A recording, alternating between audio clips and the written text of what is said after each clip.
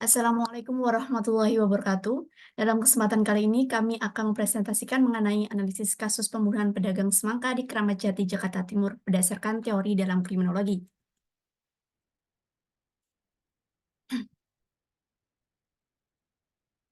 Dalam kesempatan kali ini, saya ditemani oleh rekan saya. Yang pertama ada Nadia Rashendria Saputri dengan akhiran NIM 329. Selanjutnya ada Makfira Novia Safitri dengan akhiran NIM 348. Dan ada Aulia Zalfa Yasmin dengan akhiran NIM 356. Sabila Fatunisa dengan akhiran NIM 371, dan saya sendiri Ria Pratimancawati dengan akhiran NIM 378. Adapun latar belakang yang kami ambil sebagai berikut. Akhir-akhir ini tentu kita sering menjumpai kasus pembunuhan yang marak terjadi. Beragam motif yang menyebabkan seseorang melakukan pembunuhan tersebut. Di antara motif-motif yang mendasari pembunuhan tersebut adalah konflik personal, dendam, keserakahan, kecemburuan, dan bahkan gangguan mental. Seperti halnya kasus pembunuhan yang terjadi kepada pedagang semangka di Pasar Kramat Jati, Jakarta Timur. Motif dari pembunuhan ini dilandasi oleh kecurigaan bahwa istri pelaku dan korban terlibat hubungan gelap atau perselingkuhan yang membuat pelaku tidak bisa membendung kemarahannya. Kemudian melakukan tindakan pembunuhan terhadap korban saat korban bekerja.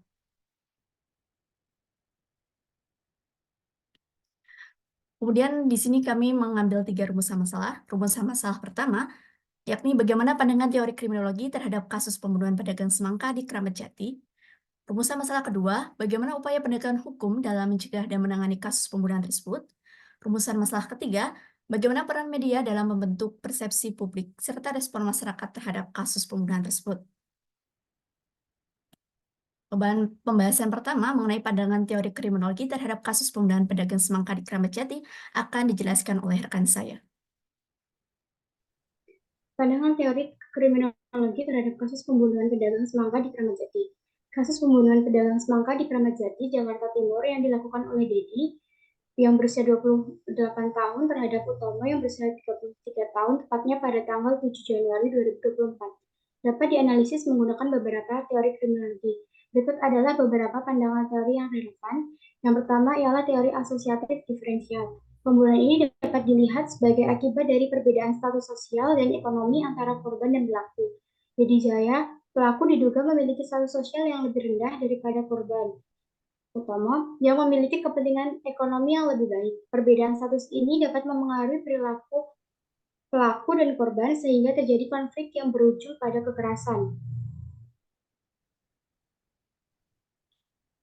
Yang kedua ada teori tegang atau strain theory. Pembunuhan ini dapat dipahami sebagai akibat dari tekanan dan tegangan yang dialami Dedi Jaya.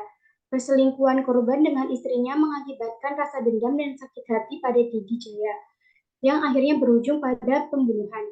Teori tegang menekankan bahwa kejahatan terjadi ketika individu mengalami tekanan dan tegangan yang berlebihan, sehingga mereka melakukan tindakan kekerasan untuk mengurangi rasa sakit hati dan dendam.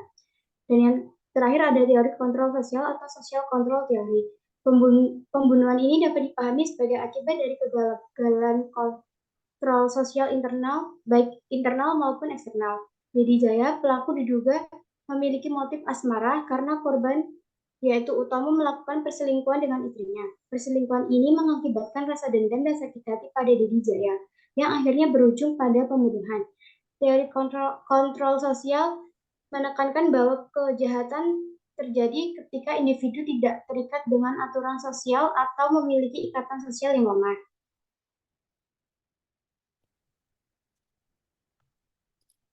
Sehingga dapat disimpulkan bahwasanya dalam penulisan terkait kasus pembunuhan pedagang semangka di Kramat Jati dapat dianalisis dengan menggunakan beberapa teori yang ada dalam kriminologi, yakni adanya teori kontrol sosial, teori asosiasi diferensial, dan teori tenggang dapat digunakan untuk memahami motif pelaku dan peristiwa kekerasan yang terjadi, maka lebih mudah untuk membongkar aksi kejahatan tersebut.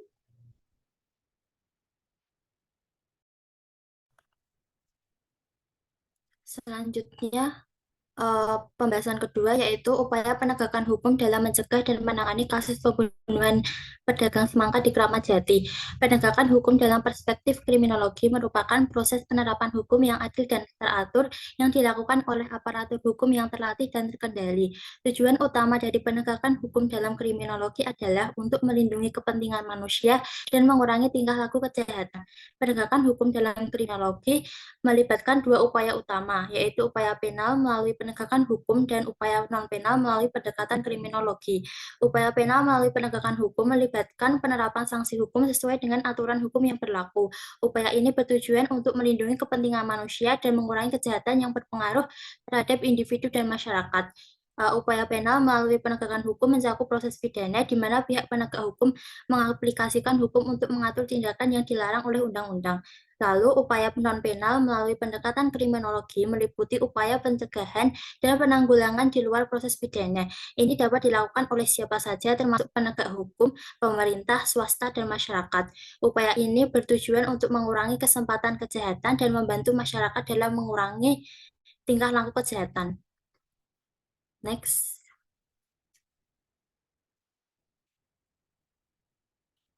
Pencegahan kejahatan dan pengendalian kejahatan dalam kriminologi adalah dua metode yang berbeda untuk mengatasi kejahatan. Pencegahan kejahatan melibatkan upaya untuk mengurangi kesempatan atau kemungkinan terjadinya kejahatan, sedangkan pengendalian kejahatan melibatkan upaya untuk mengontrol atau mengurangi kejahatan yang telah terjadi.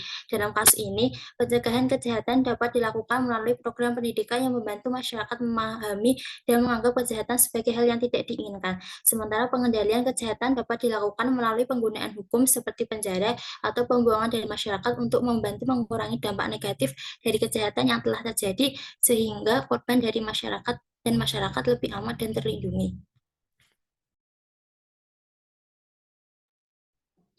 Selanjutnya, peran media dalam membentuk persepsi publik dan respon masyarakat.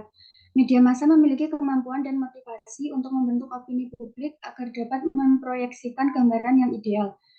Media massa menjadi salah satu sumber informasi utama yang bisa diakses oleh masyarakat. Berita informasi yang disiarkan juga memiliki pengaruh yang besar terhadap cara masyarakat untuk memahami isu penting, termasuk juga mengenai berita kriminal.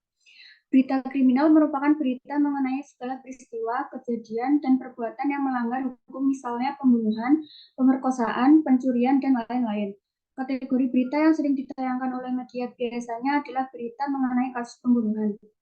Salah satu kasus pembunuhan yang diberitakan di media adalah kasus pembunuhan yang dialami oleh pedagang semangka di Pasar Kramat Jati ini. Berita kasus pembunuhan tersebut terjadi di Pasar Kramat Jati, Jakarta Timur pada hari Minggu tanggal 8 Januari 2023 sekitar pukul 1 dini hari di kios Pasar Induk Kramat Jati, Los B, Lapak Fadilah yang berada di Jakarta Timur. Next. Berita pembunuhan ini terdapat di berbagai media, baik itu siaran televisi maupun media online. Ketika meliput kasus pembunuhan, media massa dapat memasukkan prasangka, ideologi, atau stereotip yang berdampak pada bagaimana media memandang dan memahami kasus tersebut. Berdampak pada pemahaman dan interpretasi publik terhadap kasus tersebut di masyarakat. Media massa dapat membentuk persepsi publik terhadap kasus pembunuhan pedagang semangka di Kramat Jati dengan cara menyampaikan informasi yang memiliki kesan yang besar, seperti informasi yang menarik, kontroversial, atau yang memiliki dampak langsung bagi masyarakat, serta menyampaikan informasi yang membawa masyarakat untuk bertindak pada kasus tersebut, seperti menyampaikan informasi tentang tindakan yang dapat dilakukan untuk mengurangi resiko kasus tersebut terjadi kembali.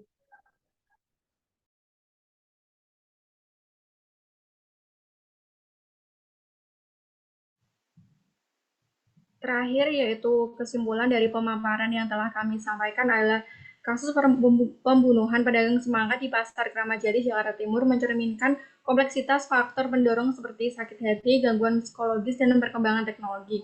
Penegakan hukum dalam kasus ini melibatkan sanksi hukum serta pendekatan kriminologi untuk menganalisis dan mencegah kejahatan. Kriminologi membantu menjelaskan sebab-sebab kejahatan dan mengembangkan strategi penanggulangan melalui pendekatan deskriptif, sebab akibat, normatif, dan kriminalistik.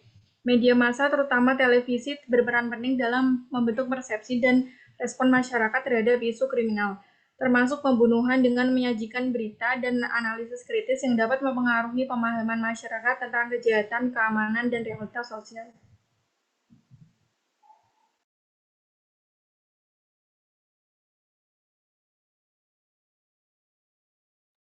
Selanjutnya kami akan membuka sesi tanya jawab bagi yang ingin bertanya. Silakan dipersilahkan.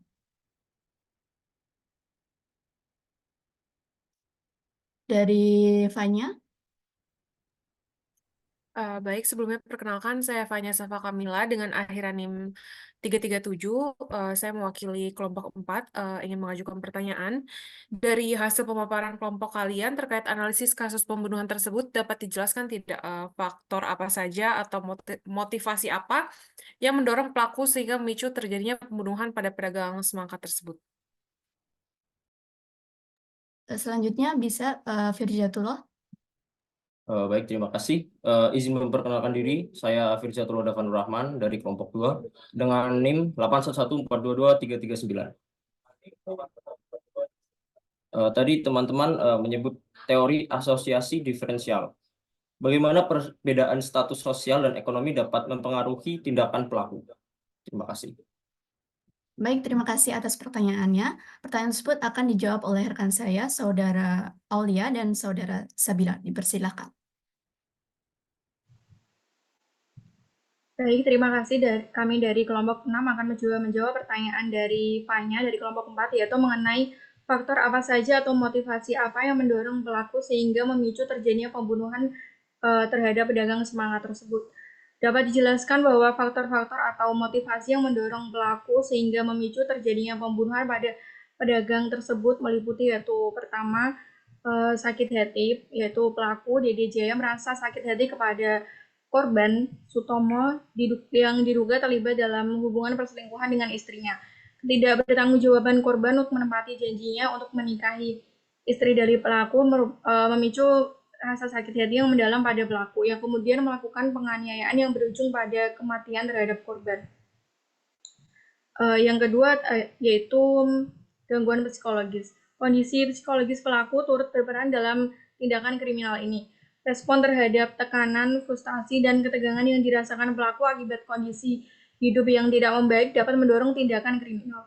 Pelaku mungkin mengalami gangguan psikologis dan memiliki interaksi sosial yang buruk yang dapat memperburuk perilaku yang kemudian merugikan tanpa mempertimbangkan situasi dan kondisi sekitarnya. Faktor terakhir yaitu perkembangan pesat teknologi. Perkembangan teknologi juga berperan dalam memudahkan pelaku untuk mendapatkan zat berbahaya seperti air keras yang dibeli secara online, akses mudah ke berbagai informasi dan produk melalui teknologi tanpa adanya kemampuan untuk menyaring informasi yang diterima dapat memberikan dampak negatif dan memfasilitasi tindakan kriminal.